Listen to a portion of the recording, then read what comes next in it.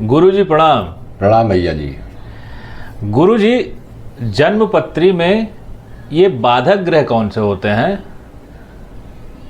देखिए, ग्रहों को विभिन्न प्रॉपर्टीज़ के अनुसार उनके गुणों के आधार पर वर्गीकृत किया गया है। उसी में से एक बाधक ग्रह भी है। अब जैसे इसके नाम से ही स्पष्ट है कि वो ग्रह ऐसे ग्रह जो बाधा उपस्थिति करते हों, किसी के जन्मांग में बाधक सिद्ध होते हों, वो बाधक ग्रह कहलाते हैं। अब इन बाधक ग्रहों को जन्मांग के अनुसार देखा जाता है। इसके कुछ सूत्र हैं, कुछ नियम हैं। उन सूत्रों के आधार पर आप बाधक ग्रह बिना किसी गणित प्रक्रिया के देख सकते हैं। अब उदाहरण के लिए हम आपको 3 इसमें सूत्र हैं। अब वो बहुत ही साधारण सिंपल से सूत्र हैं कि राशियों को हमने 3 प्रकार से वर्गीकृत किया है: चर राशि, स्थिर राशि और द्विस्वभाव राशि। अब ये राशियाँ कहाँ से इनकी गणना की जाएगी? तो ये गणना की जाती है लग्न से, कि लग्न में कौन सी राशि स्थित है। चर राशि है लग्न में, स्थिर राशि है लग्न में, या द्विस्वभाव राशि है लग्न में। उसके आधार पर बाधक ग्रह का निर्धारण किया जाता है। अब ये 3 प्रकार के जो वर्गीकरण राशियों का है, तो इसी आधार पर 3 प्रकार के ही इसमें सूत्र हैं जिनसे बाधक ग्रह का निर्धारण कर लिया जाता है। तो सर्वप्रथम अगर किसी भी जन्म पत्रिका में अगर वो चर लग्न है, चर लग्न का अर्थ स्पष्ट है कि अगर वो मेष लग्न की पत्रिका हो, चंद्र लग्न की पत्रिका हो, तुला लग्न की पत्रिका हो या मकर लग्न की पत्रिका हो, तो उसमें जो एकादश भाव होगा वो बाधक भाव कहलाता है। और उस एकादश भाव में जो राशि स्थित होगी उसका जो स्वामी होगा वो बाधक ग्रह कहलाएगा।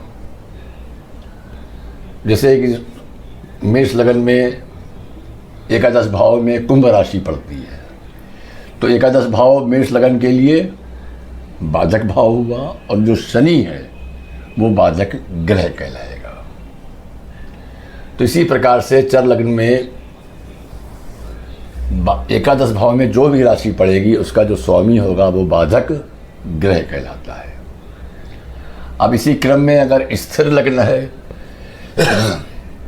मतलब वृष लग्न हो, सिंह लग्न हो, वृश्चिक या कुंभ लग्न हो, तो वहाँ पर जो नवम भाव होगा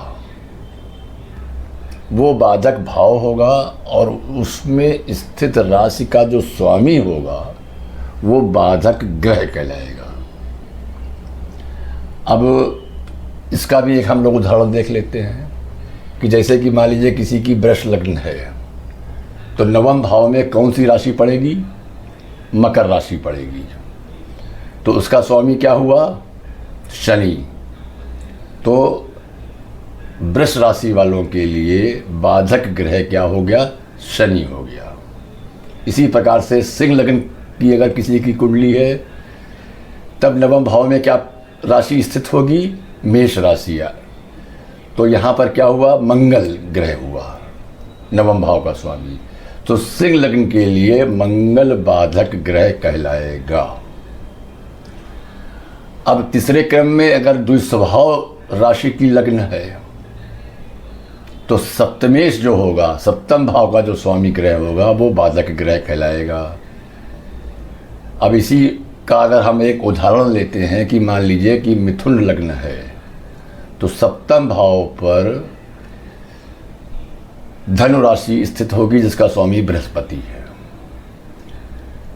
तो मिथुन लग्न के लिए बृहस्पति जो है वो बाधक ग्रह कहलाएगा। अब अगर मान लीजिए धनु लग्न है, तब सप्तम भाव पर मिथुन राशि स्थित होगी, तो वहाँ पर उसका स्वामी बुध वो बाधक ग्रह कहलाएगा। तो इस प्रकार से चर, स्थिर और द्विस्वभाव लग्नों के आधार पर क्रमशः एकादश भाव, नवम भाव और सप्तम भाव का जो स्वामी ग्रह होता है वो बाधक ग्रह कहलाता है। और यहाँ पर एक विशेष बात ध्यान रखने योग्य है कि बाधक ग्रह की गणना केवल लग्न से करेंगे, चंद्र लग्न या सूर्य लग्न से नहीं करते हैं।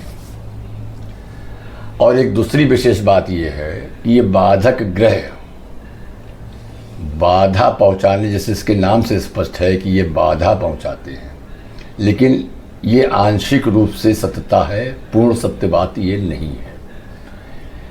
ये बाधक ग्रह कब बाधा पहुंचाते हैं, इसमें एक कंडीशन जुड़ी हुई है कि जब वो बाधक ग्रह, किसी भी लग्न का जो बाधक ग्रह हो वो साथ ही साथ में खरेश भी हो। खरेश का अर्थ होता है कि वो 22वें दशकाण का स्वामी भी हो साथ ही में, तब वो बाधक ग्रह उस जन्म पत्रिका में बाधा पहुंचाएगा।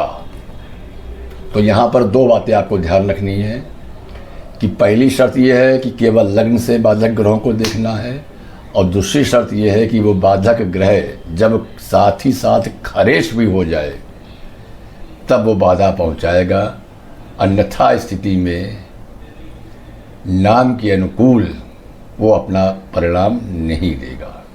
धन्यवाद।